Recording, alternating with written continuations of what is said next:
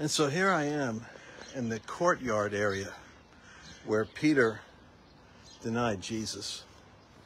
And this is pretty accurate because we know where Caiaphas' house was located.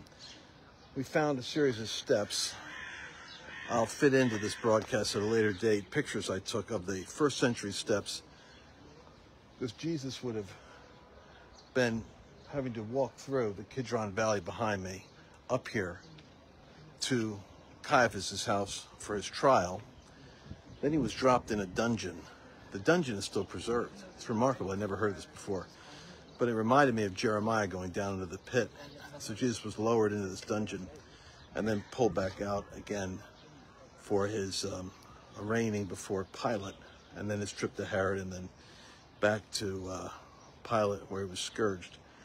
All of those locations are challenged by various scholars, but there's undeniable evidence that certain places fit exactly the scripture, especially during the last 100 years or so. They've discovered, with the ability of architecture, to go under the earth. It's a city that's constantly growing, so every time they dig, they've discovered they're running into history, so they have to stop the building project. But they've uncovered these steps, and it's quite a sobering and powerful experience when you're walking on the very first century steps that connect the Kidron Valley and Gethsemane to the house of Caiaphas, where Jesus is tried, and the courtyard outside where Peter denied Jesus. And you could hear roosters. You just heard that rooster. I don't know if you could hear it in the background.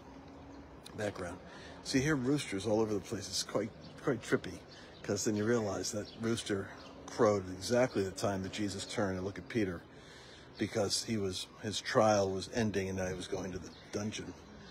But I'd say this has been one of the most moving experiences, because you realize the extent to which Jesus was isolated and alone, and yet he said, "The Father is with me," until the moment when he said, my God, why hast thou forsaken me?"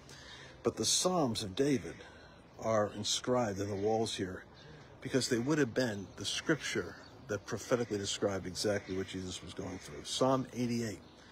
I always found a very dark psalm. Now, when I was dropped into the pit where Jesus went in, like Jeremiah, to come out, be pulled out again for his trial, I realized this is the perfect psalm. But Psalm 121 is also inscribed, which the believers believe. Psalm 121, which is, "Thou hast prepared my going out and my coming in from this time forth forevermore, and thou shalt deliver me from all evil." But that was the psalm that Jesus recited as he came up out of the pit. Powerful. Well, I'll keep you posted. We're having gunshots going off in the background, occasionally roosters and gunshots and prayers. Interesting place. I'll catch up with you later. I know it's early in the U.S. I'll keep you updated.